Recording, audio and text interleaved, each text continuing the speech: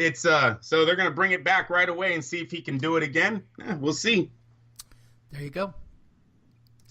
Munguia-Smith, Machado-Mensah, finalized for July 21st HBO. Jaime Munguia and the newly crowned WBO junior middleweight world champion, Tijuana, Baja California, Mexico. Look at that record, Lee. Look at that record. 29-0 with 25 KOs. I'm with you. Will make the first defense of his title against former world champion Liam Beefy Smith. Oh, shit. Where did they find Beefy? And how did they get him? That's the one Canelo beat up for the WBO title. Yeah. Brought him in a 12-round main event Saturday, July 21st at the Joint at the Hard Rock Casino, Las Vegas. This fight will be televised on HBO after dark. I should probably check my calendar to see if I can go to this. Munguia is a dangerous 21-year-old puncher who has ended 25 of his fights by knockout. Okay, Beefy's good for a knockout. I get this fight, Andrew. I get this fight. I get this fight. Okay? I'm with you. Of course. Yeah, no, he's a former champ going up against the 20. No, Liam sucks, but he'll get knocked out. I mean, Liam's a great punching guy. He's a former champ. He has one defeat.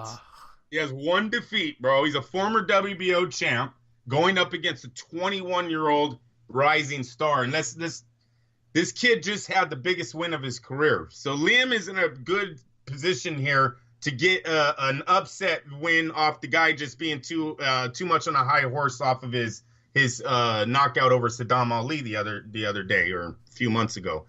Great fight here. Jaime has a big opportunity to take over, fill a little bit closer gap to Canelo here, with Canelo getting so much bad publicity with the dirty drug tests. So, and he's another Golden Boy prospect. I'm very interested in this fight. See how he goes up against, actually, we got to put it in there, a former Canelo opponent. So that's another little comparison they're going to have after this fight to him versus Canelo, an eventual showdown between these two. Yeah, I agree. Hold on, I'm going to Magna Media. Ah, damn it! It popped up right there. It's the first one on Magna Media. Just try, dude. Just try, man. Fuck. Keep trying. Keep trying? Yeah, keep trying, Lee. Jeez. What? I don't need to continually be turned down to know that they don't like me. That's a much longer inside joke, people. We don't go over it every single time. But let's just say that if the event is being done by... If you're listening and you work for a boxing organization, understand that...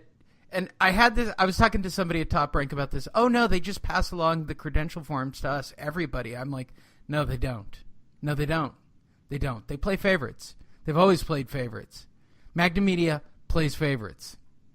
Sorry, they do. That's just the way it is. David Benavidez. I'm permanently blackballed by Magna Media. That is really fucked up. David Benavidez versus Anthony Dirrell deal has been reached.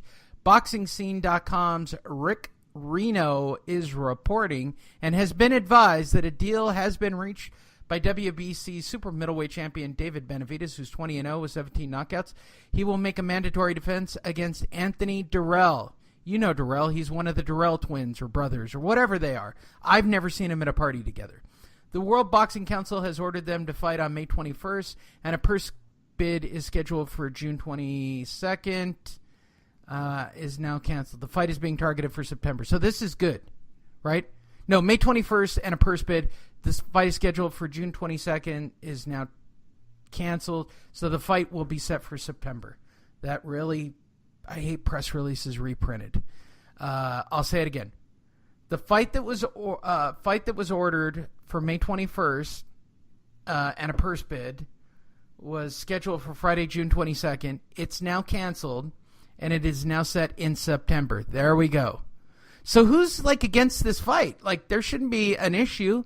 Well, Benavidez tried getting out of his contract with PBC, and so he signed. I don't blame him. Everybody else is. Everyone is. Yeah, you're going to see that a lot, or you're going to see that a few more times, I believe, in this news update. But yeah, he was one of the fighters that signed with Top Rank, and then there was a little promotional. Right, disagreement. He had to give. I believe he gave $250,000 back to Top Rank, and went back to his promoter, and now he's going to fight Dirrell. That's all there is there. It's another PBC matchup, right? Dirrell really hasn't done nothing. Yeah, he's got a decent record, but fuck, how many times has he fought in the last 3 years, you know? That's just how the PBC works. So I don't know what it means for David Benavidez. I think he didn't want to be there, right? Lee, if you're trying to sign with another company, it's because you're not happy with your certain situation, right? Right. So you have to say the only reason why Benavidez is taking this fight with Dirrell is because he's being forced to under a contract. With his promoter, PBC Al Heyman, knowing that, people, if there's an odd, look for Dirrell on this night. There could be a window of opportunity for an upset on the fact that when Benavidez is up, his contract is legit complete, he's out. He's gone. He already tried to leave you while it wasn't. So look for the upset on that fight. Yeah. There you go. Everybody got it? Good. Let's move on. Dana White takes a swipe at very oversensitive Eddie Hearn. No writers taking credit for this, so probably from the UK. UFC president Dana White has taken a swipe at promoter Eddie Hearn and called him very oversensitive. Let's stop right there, since you're boxing fans. Dana White is the president of the UFC. Does everybody know that? I know I said it in the opening sentence. UFC is mixed martial arts for you boxing fans. Am I being dicky enough? All right, cool. UFC President Dana White takes a swipe at promoter Eddie Hearn and calls him very oversensitive with respect to circulating reports that White had made an offer of $500 million to promote the WBO, IBF, WBA, IBO heavyweight champion Anthony Joshua. White has been exploring the possibilities of starting his own boxing promotion called Zuffa Boxing, and he's been holding conversations with numerous names like Joshua, Mikey Garcia, and others. In recent interviews, White denied that he ever made an offer of $500 million to Joshua, but he does admit to speaking with the boxer. Hearn has promoted Joshua since the Olympics. White explains that he had spoken to Joshua over the phone, but the two have never met or spoken further than that.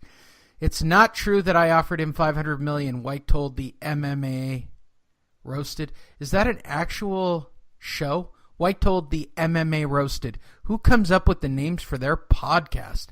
The MMA Roasted. What a shitty-ass name for a show. Me and Joshua spoke on the phone. We never got together.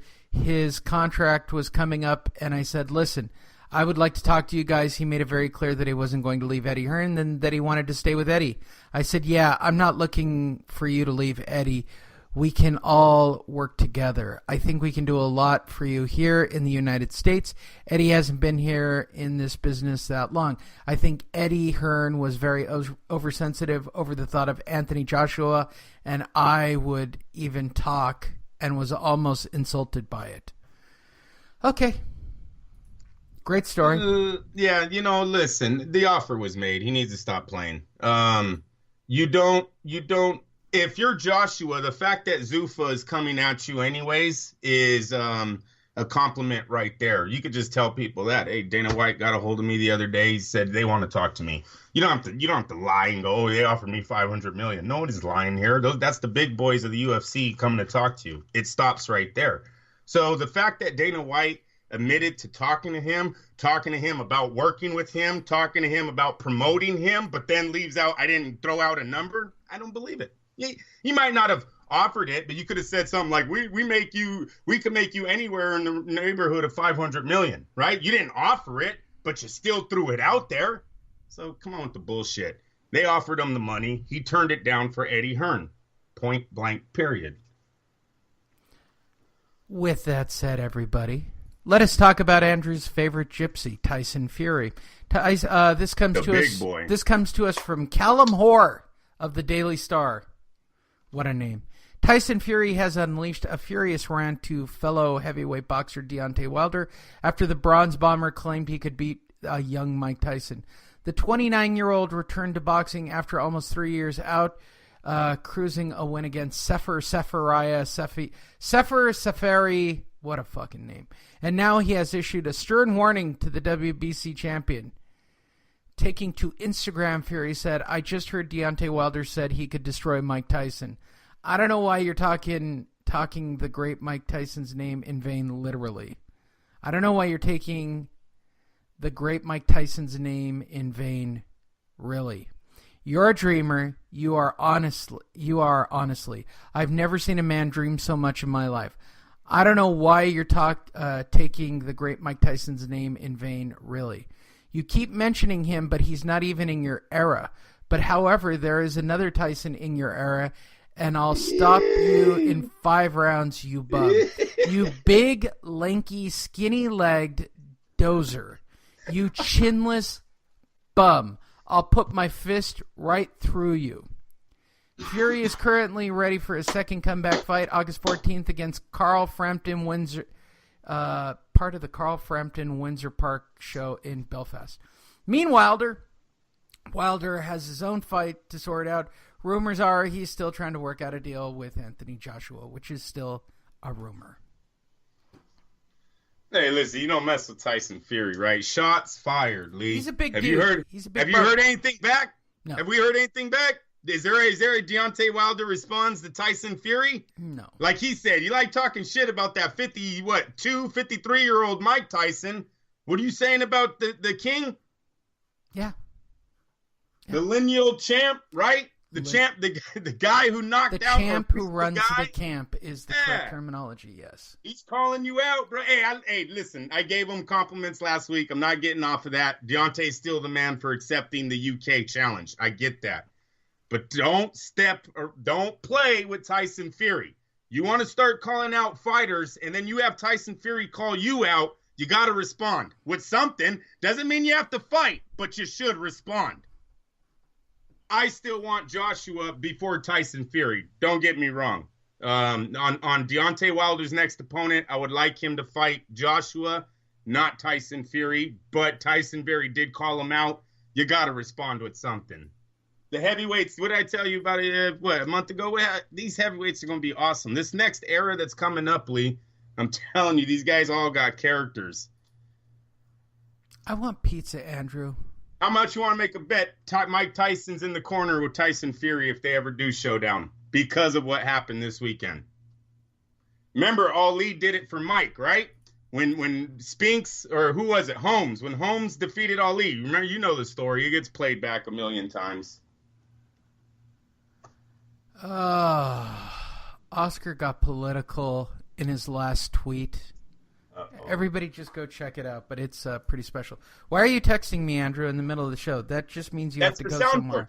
No, that's your soundboard. Oh, nice job. That's very good. You're killing it, bro. Killing it. Killing it. Where are we? Oh, we're only an hour into this marathon show. You guys listening to the show, it probably doesn't feel like a marathon to you. I don't know why it feels like a marathon to me. I feel like I need a pizza. I really do. Like I'm having a strong desire for a pizza. I got my post time at 1:45, baby. Oh, my God. You're going to the track again. Yes, sir. Hey, it's track season, Lee. Come on. Huh? I'm not a track guy. I'm just not. Let's see. Where am I in this whole fiasco of stories? We did Tyson Fury. Shane Mosley. Yeah, I saw this story during the week. Shane Mosley suing his doctor over surgery, claims it ended his career. Fucking bitter guy who's broke. Yeah. According to TMZ, by the way, for those of you before I even read this story, understand that Shane Mosley at one point had an estimated worth of about $100 million. He was making money hand over fist. This is all about his fucking ex-wives and his dick, all right? Much like when Oscar goes broke, it's going to be about him fucking and sticking spatulas up his asses. And by the way, for those of you listening going, what do you mean about spatulas up ass? You should be listening to Fight Net Radio, and then you'd understand that Oscar has a fetish about having spatulas stuck up his ass, apparently. But I digress. Shane Mosley sues doctors over surgery, claims it ended his career. Bullshit. According to TMZ, former 3-division world champion Sugar Shane Mosley has filed the lawsuit with claims that a simple surgery to correct elbow injury was allegedly botched and eventually ended his career. Mosley claims he was training for a fight in 2017. 2017, bro. 20... Dude, you're really going to go to court and try this shit?